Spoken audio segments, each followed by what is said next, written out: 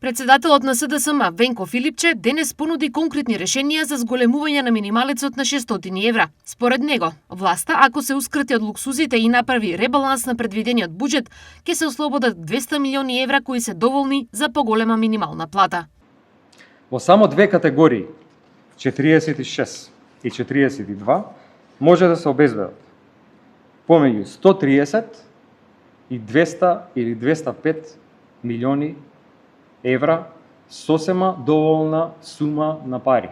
Прво, да се зголемат платите на работниците до 600 евра и, одам чекор понатаму, да се излезе во пресред на барањето и потребата на приватните компании да се субвенционираат придонесите за разните осигурувања со цел да и приватните компании ги зголемат платите на работниците без да имаат дополнителен терет во плаќање на придонесите.